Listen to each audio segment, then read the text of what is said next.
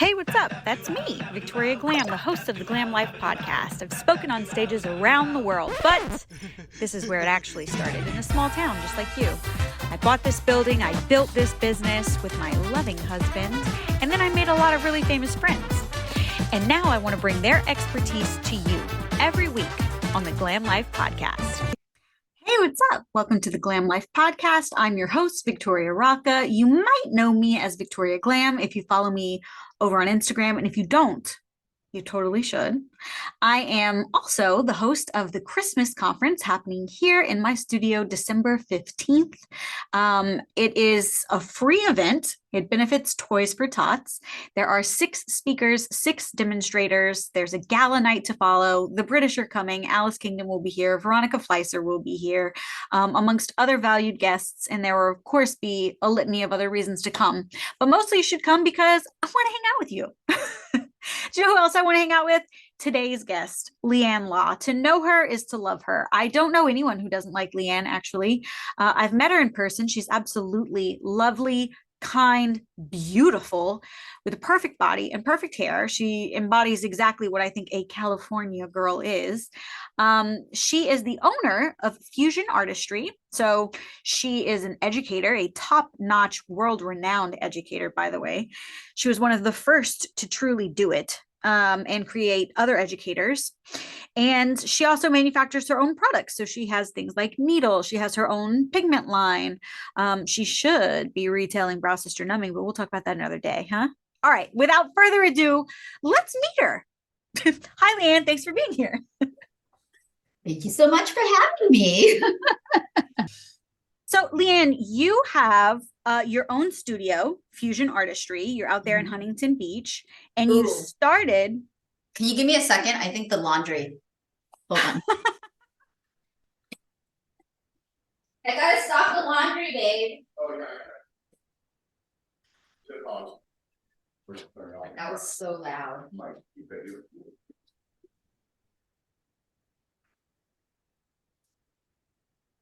Sorry. That Jody, like super Jody loud. Stosky stopped our interview like 3 times to let her dog out, to answer the door, and to take her chicken salad out of the. Oh my gosh, yeah. That's hilarious. So I usually don't, and especially most of my interviews are live, so that yeah, not just live, but like I can't really stop it. But yeah, I was like, let me do that before this starts. No worries. I can't hear any background noise at all. So oh, good. Hopefully the mic helps, just kind of capture the sound here. Yeah. Top of the line you got over there. I try. Audio's everything. They can't hear you. It's annoying. Yeah, especially if it's like muffled or all this noise. I don't like that. Yes. Or like just echoing too. Yeah. And Chandler's when it comes to this type of stuff, he's like, nope, the audio. If there's even an echo, he gets like super annoyed and wants to redo the whole thing. And I'm like, babe, we don't have to be perfect. But that's how he is, I like that though. I like that he takes it so seriously. Oh, he like full on committed. When you said, I need you to quit your job, I need you to get involved, he full on was like, okay, if I'm in it, I'm in it. Yeah. Yeah. That's the type of person he is. I mean, I got really lucky with this one. Thank God, huh? When's the big day? You know what? We're so busy. We haven't even freaking planned. Okay. It's like we've been engaged for almost a year, and every time we sit down and we're like, okay, no family or yes family for the wedding. How can you not have your family? You do everything with your family. I watched you take mom and dad to Hawaii. Well, that's the thing. We're so involved with our family that we're like, should just be me and you, and then we'll just have a big party when we get home. Yeah. You know what I mean? Hey, I'm just throwing this out there. I'm a minister. Wherever you want to go, I'll marry you. Oh my gosh, that's so cool. But yeah, like part of me is like, do we just fly to like some really cool place that we've been wanting to go to, honeymoon there for a few weeks, and then come home and have a party? Like, I just don't want to plan. I don't want like, it's like, Dad, do you want, I don't know. I'm just like, so I just don't have you been married before? I have. That's probably why. Yeah, you already had the big wedding. Now you just Yeah. see the inconvenience. Yeah. And Yeah. I'm like, I could do so much more with that money. Girl, couldn't you? Weddings are expensive. Everything gets so priced like times 3 or 4. And I'm just like, what is the point? Like, I don't need no pretty flowers. I don't care. I Yeah. just would rather have a big party with friends and family that I care about when I get back, have fun. Doesn't have to be super formal. It's like I'm kind of It over sounds like you know that. what you want. I know it's like super fun and exciting too, but then I'm like, I don't know. Chandler and I are so chill. Like we're sometimes I feel like people don't realize it, but I'm a pretty simple, like I like things I like extravagant things, like I like nice things, but I also love like the simple life, you know? Yeah. Like I I think don't love to go out and party very much at all. I'm a that's homebody. that's a common theme. I'm seeing that so many people like grind and hustle and get to like the top, let's say, however you define that. And your career is solid, your home life is solid, you have a partnership. There's not that much left for wanting, and all they want at Yeah. that point is peace. They Yeah. just want peace. Yeah. I want a garden, I want to be left alone. It is funny, but it's true. It's like we're just happy together. It's like we Yeah. we just find things to do that is fun for us, but it's probably not fun for most people. You got to find your weirdo and hang on to them, Yeah, do weird seriously. stuff together. Does Chandler ever get boots on in the business? Does he actually go to Fusion Artistry? Not for the day-to-day like service stuff, but for my trainings, he's there. Yeah. Yeah, he's the first one there. He sets everything up. He's the one that communicates with all the students. He literally does everything aside from he actually does some of the teaching for like the machine stuff and Oh, a wow. little bit of the tech stuff. He will jump in and he'll go over all the information with the students. And I do all the technique stuff. Oh, that's So so he's nice. very hands-on. Yeah. Yeah. Like my students love Chandler. Isn't it Yeah. nice to have someone who like gets it? Yeah. Yeah, he's Absolutely. in the thick of it with you. Does Yeah. it ever feel like where's the boundary between my partner and my partner? Um, like, no, not what do you mean by that? Like, is there a difference between your husband and your business partner? No, we're kind of all merged together. So a lot of people have been telling me on the podcast that when they get home, they tell their husband, like, don't talk to me about business. Don't mention spreadsheets to me. Don't mention clients to me. Like, I have to turn off right now. And we can hang out and we can talk, but not about the business. Kind of like when you have a newborn baby and you go on your first date and your mom makes you promise not to talk about the baby. Yeah. It's rare. I feel like our conversations kind of are always life and business mixed all together. And so Yeah. we don't really have like a lot of those moments when we're like, okay, no more talking about business, because our life is just so together in both ways. So I don't feel like we have a lot of those moments, except I think the only thing I can really like think about right now is I'm kind of like the person who's always thinking about business. So it's funny because we'll go to sleep at night and he'll have his eyes closed and he's like about to fall asleep. And one of the things that I love to do to him, and he hates this more than anything, is I'll be laying there and like a business idea or something pops in my head that we have to do. And I'll like, babe, I'll like wake him up. You wake this man up and tell him ideas. Yeah. Or I'll just be so excited. I'll be like, babe, so thinking like I'm not even bothering him and thinking his eyes are just closed and that he's not sleeping, or secretly hoping he's not sleeping. It's 11 o'clock. He's laying in bed with his eyes closed, and you're like, he's just kidding. He's not asleep. And then he does this thing. So there's this thing he does to me, and that's when I know I need to stop. He takes his hands and he goes like this. over my face. Like turn it off. Turn it off. He's like slowly, he goes like this. That's so funny. You know, I used to do that to my babies, like as babies to get them to like close their eyes. Yeah. That's an That's actual exactly thing. what he's doing. That's That's exactly an what he's actual doing to thing. me. He goes, he takes his hand and he goes like this. Where's the off button? Yeah. But that's like the only time he's like, okay, enough is enough. Like you need to calm your ass down and go to sleep. How long have you guys been together now? Over a decade. Oh, wow. Yeah, Okay. What like took you so 10, long to get over 10 married? years. What is it?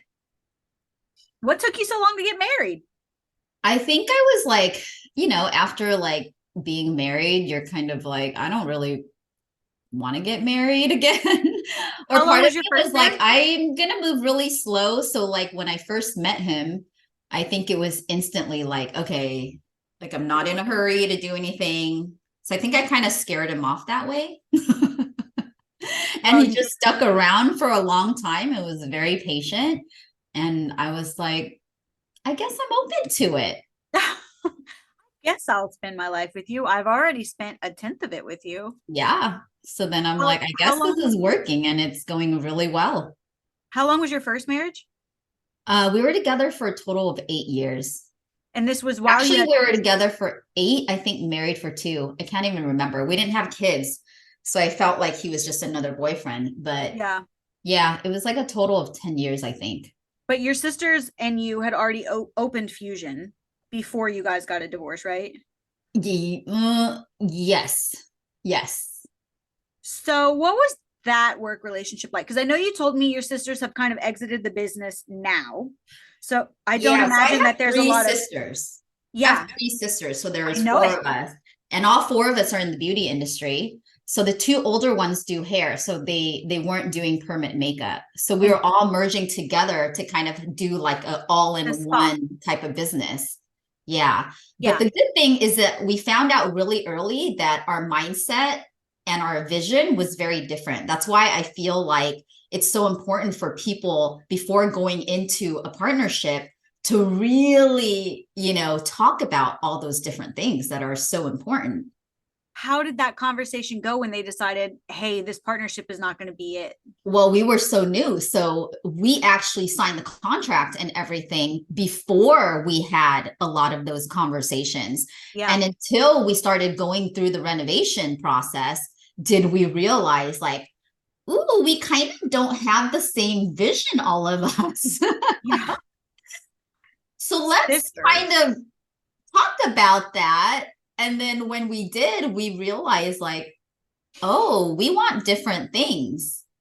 So the good thing is that we cut it off right away.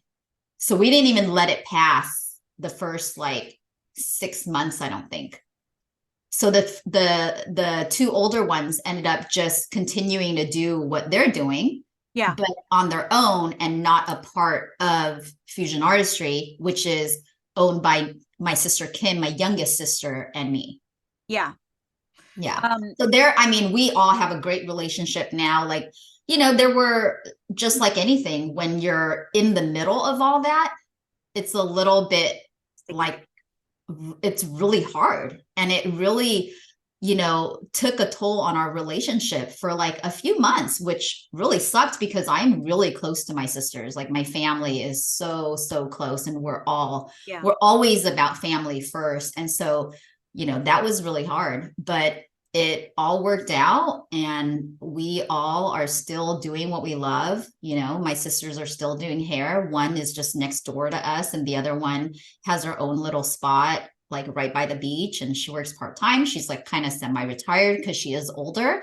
So things are great. Everyone's happy, and we're all kind of doing our own thing. But at first it was hard. What were some of those differences in the vision? Did you have like a big picture vision and they said, I don't want to do that much work? Was it something like that? I think it was just finding out that we wanted different things, like even as little as decisions on renovations. Like we couldn't really agree on even the small things, like how do we want the entrance to be? Like where do we want your section and my section, where do we want the hair? Where do we want this and that? So it was down to like even those little decisions. And also, I mean, everything.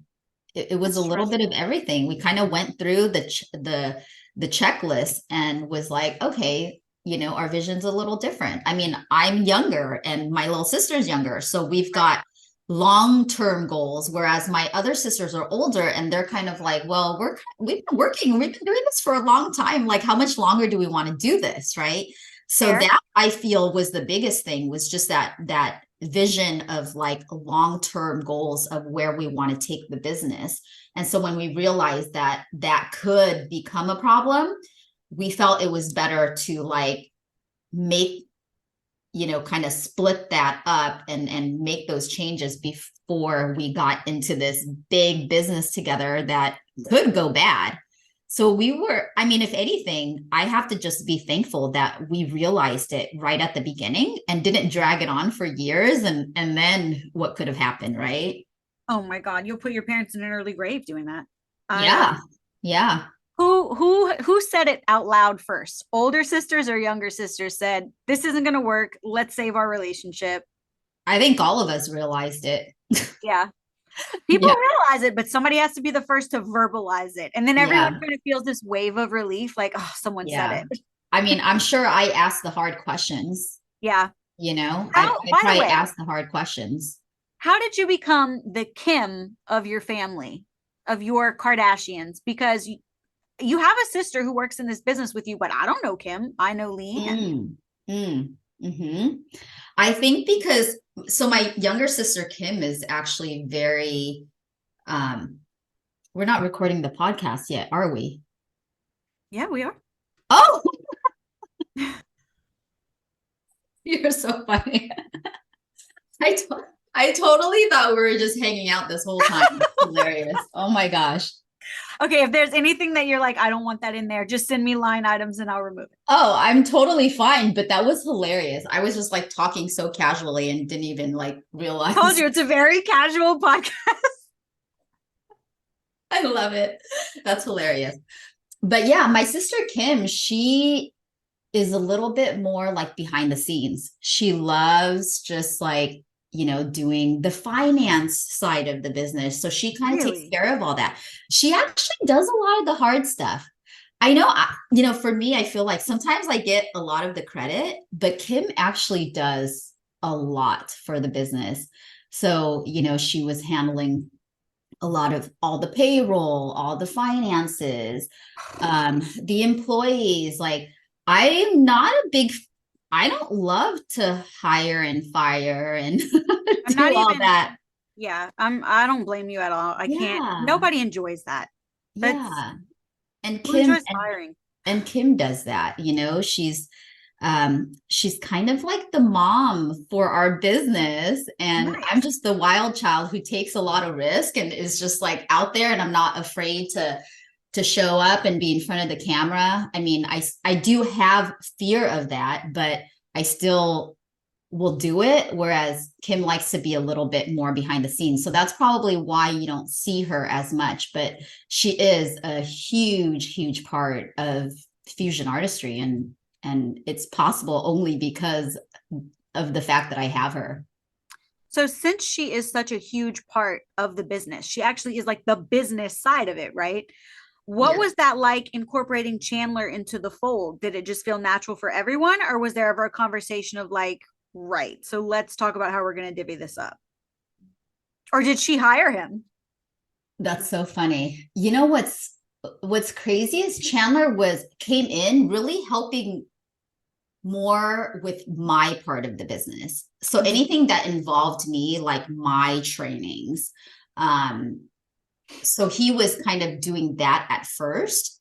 And then eventually he started kind of helping Kim with some of her trainings.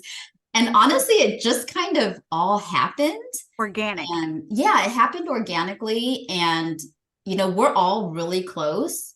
I know that Chandler loves Kim. Kim gets along really well with Chandler. So we're all just like a big family, and we kind of just all jump in and do what we feel is needed to help the business grow. So yeah, I do feel like it just kind of happened, and there wasn't really a sit down conversation like, what's Chandler's role going to be? It was just Right, like like, clearly defined roles. yeah, it was Numbers just, girlies like to know boundaries and roles. say that again. Numbers girlies really like clearly defined boundaries Huh. and You, expectations. they usually do, but I have to say, one of the reasons why things have worked with Kim and I is that we kind of allow each other to do what we're good at, and we kind of have that trust in each other. And I think that's so important when you have a partner, right? I mean, Yeah. I'm lucky she's also my sister, and we just have that amazing bond. But at the same time, it's like I trust her. Like I don't ask her for a detailed report of the books or the things that she's taking care of, because I do fully trust that she knows what she's doing. And if I have a question, I'll ask her, but I don't go into a conversation ever with Kim like questioning her or making her Yeah. feel like, she's doing something wrong. And she doesn't do that with me. So when I tell her, hey, Chandler is going to help us with this and this and this, she's like, cool, awesome, let's do it. So in that sense, it has made it really easy for us to kind of all work together.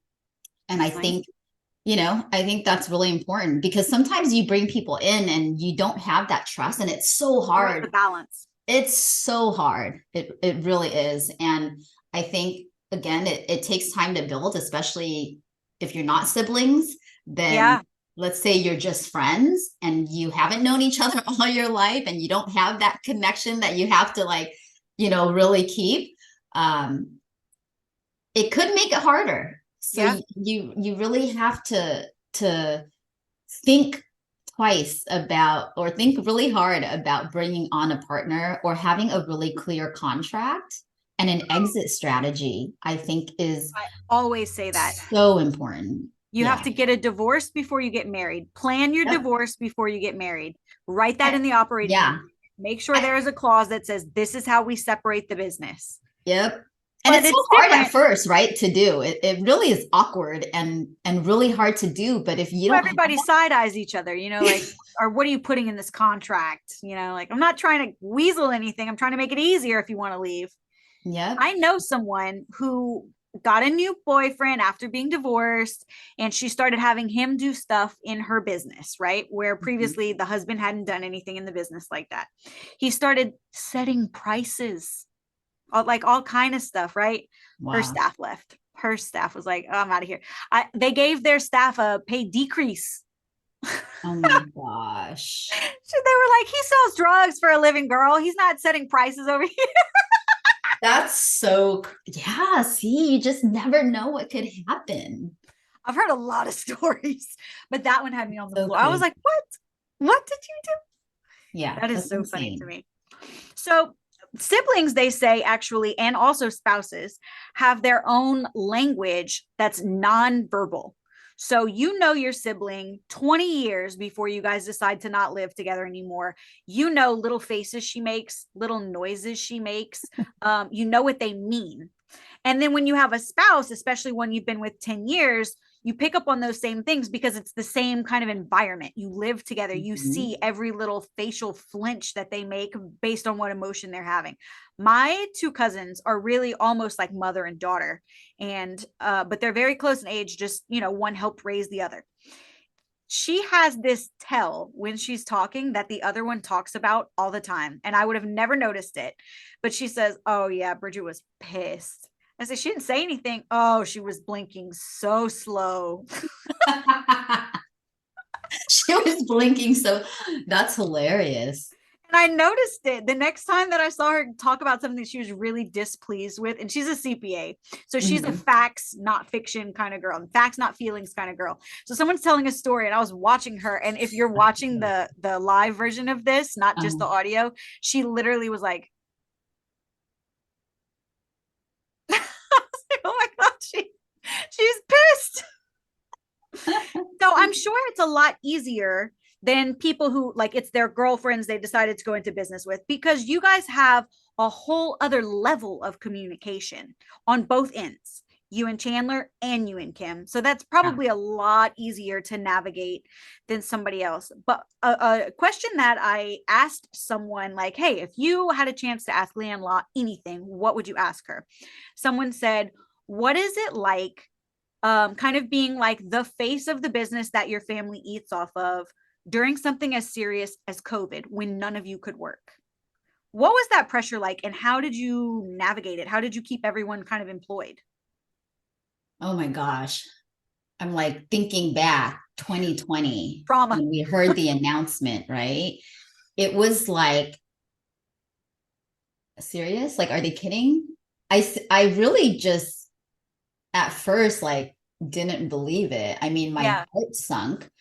Um, Fear just was kind of smacked me in the face, right? Like it was just that time where I felt like the 14 plus years that I've been doing this, like, could it all just fall apart now? Like, Yeah. could this be the end of my business? Because my overhead is crazy. I Oh, I mean, bet, because you have products too.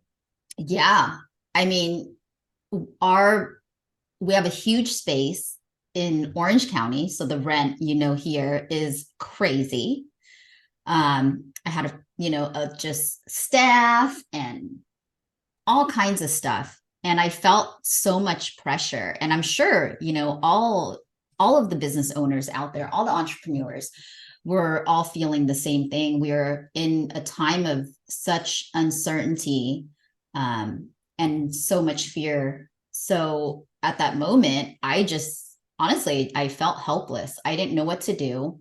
I felt like the first thing for me was how am how are my employees and my business going to survive this time? And I think it was one of the hardest things that I've had to deal with in the 14 years that I've been doing business. And I had to really quickly, after sitting there for at least a week, just like scared, didn't want to move, didn't want to do anything. Just watching, trying to get as much information on what was happening, trying to figure out like, okay, is this going to be a long-term thing? And it was like week. And then after a week, it just felt like it was longer and longer and longer. And I know people in different parts of the country were shut down for different times, right? Different amount Yeah. of times. In California, we were shut down for almost half a year. So you can I only know I was imagine. coaching at that time, and girls were saying, like, there are still stay-at-home orders, but I have my family to feed. I have to pay my lease. So we put foil in the windows and people come in through the back door. They were working. Yeah, see, I was worried that people would kind of snitch. Mm-hmm. Like there were a lot Me of too. people who would not have been okay with that where I'm at, Yeah. So for me it was kind of battling with all of that. Like what do I do? I'm kind of, responsible for all these people. And then I had classes and I had Yeah. clients to see, and it was like people were asking for refunds. I mean, it was just like so much craziness. And that's when I had to sit there and think, okay, well, what am I going to do? Like I can't just sit here and do nothing. So what am I going to do? So that's when I pivoted and started doing online courses. And the online courses obviously were not, for someone who was entering the industry or who was brand new, but it was more for people who didn't have anything else to do at this time. So why not level up their skills in, whether it's business or something else. And so I started creating online courses.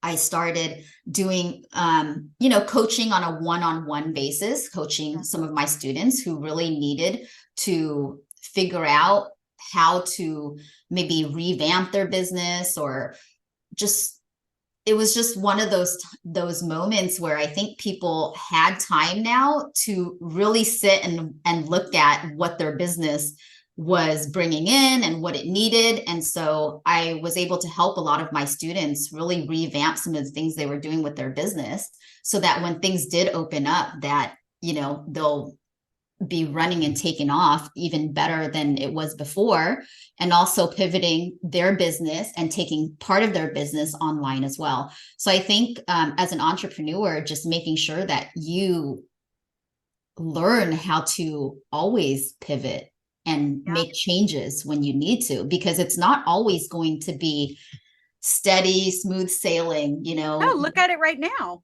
Yeah. Nobody has clients right now. Everything is slowing down now. So you have to learn how to pivot. I know sometimes, you know, people out there are preaching like, build a team, build a team, build a team. But it's like, well, when do you build a team? You know, sometimes it's not the time for you to build a team, and you need to know when it's time for you to build a team and when it's time to not, or you might be doing something else or making certain changes or adding a different service. I mean, things are always changing, always in our industry. Well, let me ask you this. So you clearly understand this industry really well, and you've been in this industry for what, 15 years now? Yeah, close to it. Before that, you were in corporate. What was your corporate job? I did all types of sales, from insurance to mortgage to call. Like, I wasn't a car salesperson, but I worked at a dealership. I did like recycler classifieds. Can you imagine Leann Law walking out on the lot and being like, "Hi, can I put you in a Ferrari today?" Yes. I probably could have been good at that. Yeah, I think so. Cute little tweed skirt. Okay. Yeah, but I was always in sales. And you know what? I started working at 15 and a half. Really? Yeah. The minute I was able to get my worker's permit, I was like, Dad, I'm getting a job and you're dropping me off after school to my job. What was your first job? Telemarketing. Oh, stop. Timeshares. Yeah, I sold timeshares. Oh my God. How many people slammed the phone on you? Tons. At 15? That's heartbreaking. 15 and a half. And I was, you know what that taught me though? Like, getting no's. I was kind of used to it. I only need one yes. Yeah, it was crazy. I was just sitting there on the phone, just dialing for 4 hours after school. You want to double down on learning rejection? Take your clothes off and do it. The strip club. Oh my God. No, thanks. I like blondes. Okay. Thanks. Oh my gosh. I'm sure that had to have been difficult. Honestly, it was the best job in the world. It was so easy. You got paid to party. You went to work when you wanted to. You didn't when you didn't. It was a great job. But it's funny to say that. That's hilarious. So when you were in sales, when did you decide like I need to be in the beauty industry? You know, one day I remember just sitting at my cubicle, and I was working like 10, 12 hours a day, just behind a cubicle, slaving, building someone else's dream. And I was like, over it. One day I just felt like, you know what?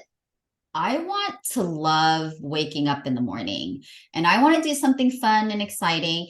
And I'm tired of being told what to do by these corporate bosses.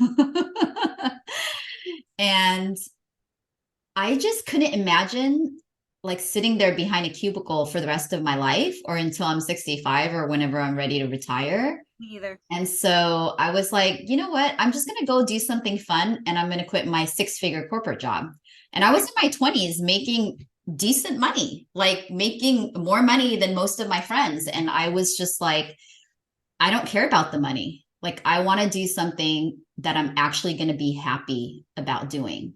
And so I left my corporate job, and I told my sister, hey, let's do something fun. Let's like get into skincare or something. So then one of my sisters owned a salon at that time, and then the space next to her was available. So my other sister and I were like, yeah, let's just open up a spa next door. So I actually started out doing makeup on the weekends and skincare. And then I was a front desk receptionist for my sister's business. Do you know the number one thing that I see brand new estheticians who just graduated, the number one thing that I see them complain about is that they don't want to take a receptionist job because they already graduated aesthetic school. They know how to give a facial and they want to earn more than what you earn per hour as a receptionist. They're not paying me enough. That has to be the most ass backwards thing you could say, because you don't get any better education than being at that front desk because you see every side of the service. Yeah. I was the one selling like the services. Yeah. Yeah. And answering that's how the phone, I learned. listening to complaints, seeing how the booking system works, seeing how often people come back, hearing the results that they have, seeing whether they buy product or not, seeing the reports, like the whole thing. You learn the whole business at the front desk. That's exactly what I did. And I did that for like the first few years. And honestly, like I was my sister at the time was paying me $10 an hour. I went from a 6-figure job to $10 an hour. And I humbled myself to do it because I knew that if I wanted to do something that I loved, and if I wanted to do something that, you know, I had to start somewhere. And I think that's where sometimes, you know, we think like, oh, I deserve to be paid more. And I get that. But when you're transitioning and you're just starting out with something, it's okay to start at the bottom. And I feel like if I encourage it. Yeah. And I think that's where you learn like everything about the business. You're like front line at that point. And so that helped me learn sales. That helped me learn how to make, you know, clients happy, what clients actually want, what they say yes to, what they say no to. So I did learn a lot through that process. And then, you know, from there, building the clientele for skincare and makeup, and then transitioning to permanent makeup at that time just kind of happened, and it worked out great because then I already had some clients going at that point. It's also a little overwhelming to try and build a permanent makeup clientele without the backing of a solid previously existing clientele, because a makeup girly, a spray tan girly, a lash girly, they only need X amount of clients because you can redo their makeup next week or for homecoming and then prom, and then you can provide those services over and over again. But for PMU, you need a new ass in the chair every day. Yeah. And then you see them once a year after you've completed the initial service. So it's more daunting to try and fill those books if you didn't already have an existing clientele. If you have 30 people coming with you, great. You just need to start filling in gaps now. Yeah. But if you're skipping that bottom step, it's a little bit more difficult to start out. Absolutely. 100%. Did you ever sit at your cubicle and think to yourself, looking out the window, or if you even had a window, and think to yourself, I know my sister can go eat anywhere she wants today, and she can go home if she has a headache, and I have to sit at this desk? Totally. I mean, I feel like I felt like I was kind of a slave to that company. And, you know, I made them millions of dollars, and I just took home a paycheck, and I was expected to work almost harder than anybody there. I mean, it was crazy. And I dealt with a lot of things because during that time, there were like 500 people in our building, and I was probably, I don't know if there's 500 people in my town. That's hilarious. Yeah, here it's, I mean, people everywhere, right, in California. But yeah, my friend just moved out of OC maybe 2 or 3 weeks ago. Who? My friend, my old college roommate, actually left OC, I don't know, 2 or 3 weeks ago to move back to LA. She was in OC for, I don't know, 3 or 4 years, something like that. But she said, I can't afford it anymore. And she's a fashion designer. Yeah, it's getting so expensive here. I mean, there's a lot of people there and there's good industry, but it's so expensive. Yeah, I don't know how people afford to live here. Yeah. I'm You just own like, your house dang, too. I feel like I do fairly well, but I don't feel like I'm doing as well as a lot of people in Orange County. Yeah, but you own your house. Not everybody, and most people rent and they pay way too much on rent. Girl, the Yeah, internet told me all about you. that's Congratulations on hilarious. your house doubling in price over the last Oh, 3 years. thank you. It seriously was like the best decision ever. I And you bet. know what? That's why I'm so grateful for this industry. It's like I can't imagine ever, I never thought I could own a home here. You Yeah. know, before it was like such a dream. And the fact that I was able to save up for a few years and put like 50% down on a house in Orange County Wow. was That like, makes that note manageable. yeah, it was And no like, it was PMI. crazy. That's It so was nice. crazy. And so I'm always just so grateful for this industry and what it did Affords for us, me, yes. for my family. You And then took the mom and fact dad that, to Hawaii? yes, I mean, my parents live with me. So I Oh, do moved they them really? in 2020. So I get to, you know, really spend a lot of time with them nowadays and be able to be with them. And I think, you know, for me, that was one of my goals and my dreams because my parents literally, I mean, they risked their life to give their kids and all of us just like the opportunity to be here, How to so? give us freedom. And it's like, what is it? How so? How'd they risk their lives? They left. I mean, we left Vietnam. I should say we escaped Vietnam after the Vietnam War in the early 80s. And I mean, we left on a small fishing boat with like 100 people. We could have died at sea. We're at sea for like 10 days. No joke. I was 4 years old at the time. Oh my God. Yeah. We went from Vietnam, came to Malaysia. Did they have Kim already? My mom was pregnant with Kim. So Kim is born in Malaysia. Oh God, in Malaysia. So like in transit, she had the baby. No, when we arrived in Malaysia, we were at the refugee camp for like probably a Yeah. year in Malaysia and the Philippines. And then we got sponsored to come to America after Who that. sponsored you? My grandmother, Oh, she was already here. yeah. My That's nice. mom's family was already here right after the war. So yeah, I mean, my parents risked everything for us to be here. And Do you feel so like that drives you and your sisters? absolutely. Because there's never a day like my hardest day is nothing compared to what my parents went through. So when I have my days where it's hard or when I am facing something in my business where I feel like, oh my gosh, like this is terrible. I always think back like what's my why? I think back, you know, I'm here. I'm given this opportunity. My parents risked their life for me to be here. Like, this is not hard. Yeah.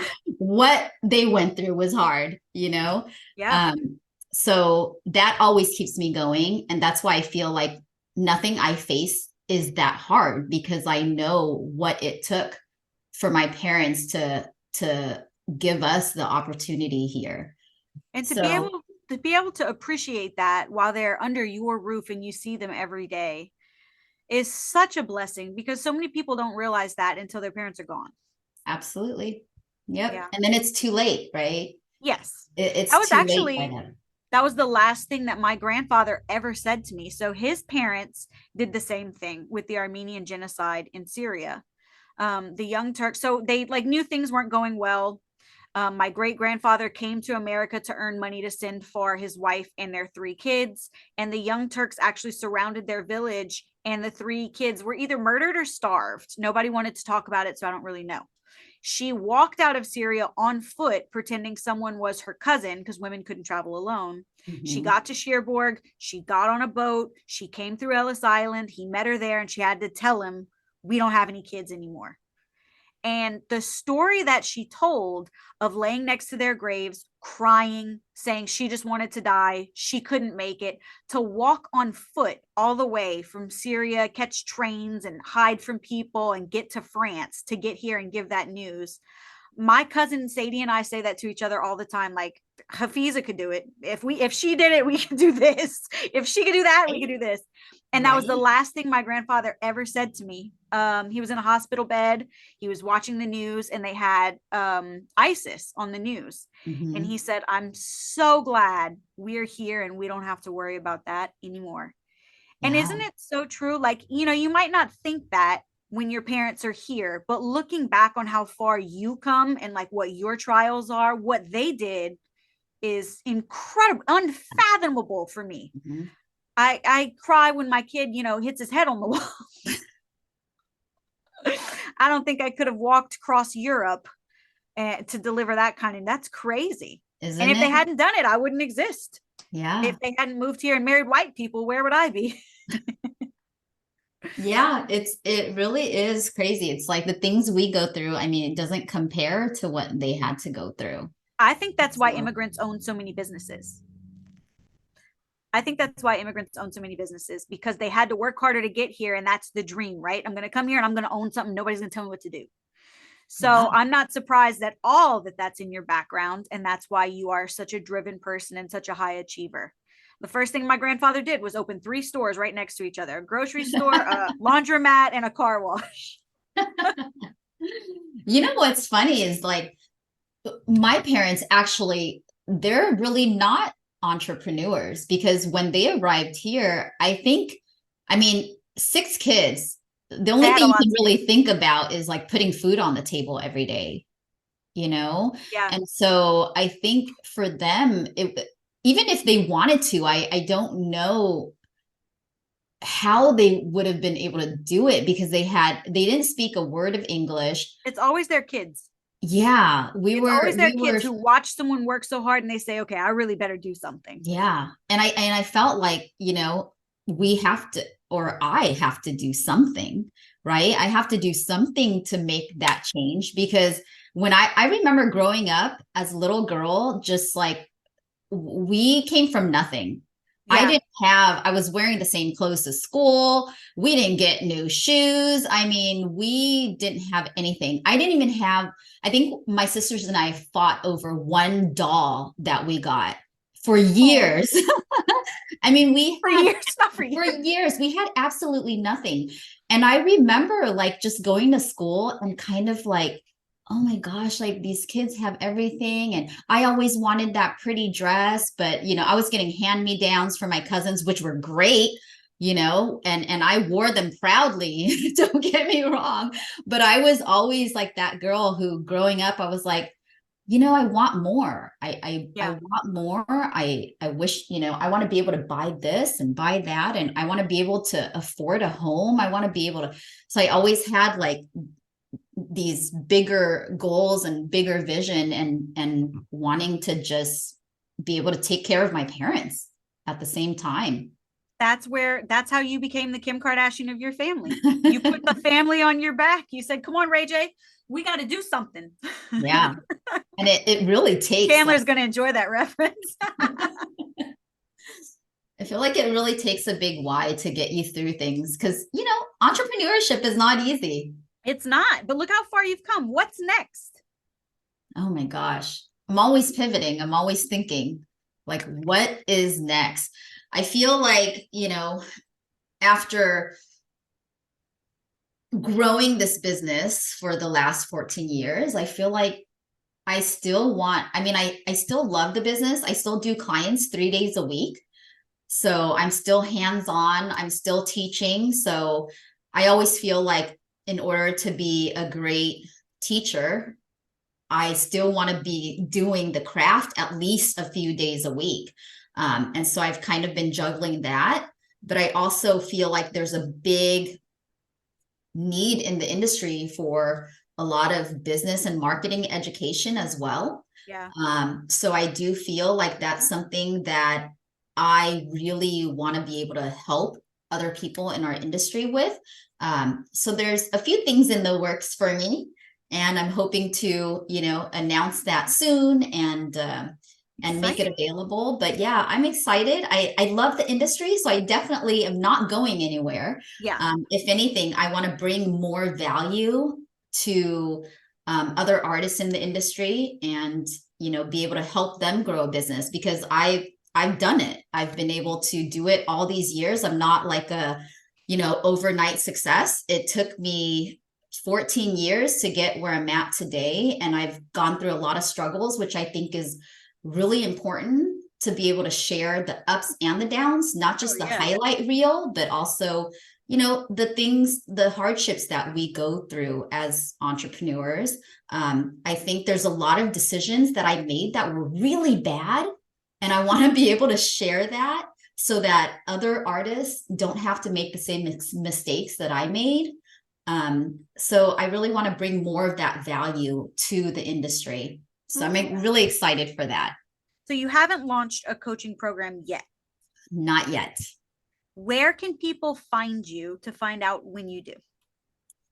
Fusion Artistry, and that's Fusion with a Z. So Fusion Artistry on Instagram, on Facebook, on YouTube. So I started my YouTube channel, so that's going a little bit more steady now. So I'm gonna take more time to really put out more educational content. But yeah, just Fusion Artistry and Leann Law on all the different platforms.